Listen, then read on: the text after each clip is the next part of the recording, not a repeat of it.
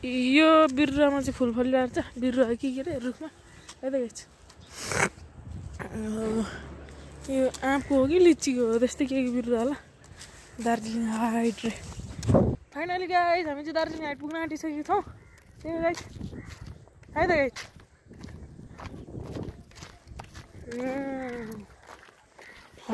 हाम्रो आज यात्रा चाहिँ ऊ त्यो यो बिचको डाँडासम्म पुग्ने हो दाइ होइन त दाइ ओ दाइ हामी चाहिँ ऊ त्यो बिचको डाँडामा पुग्ने अवस्थाले हिँड्ने होइन हामी कन्डिसनले हिँड्ने हो त्यो मन्दिर सन्दिर पनि देखाउँछ हजुरहरूलाई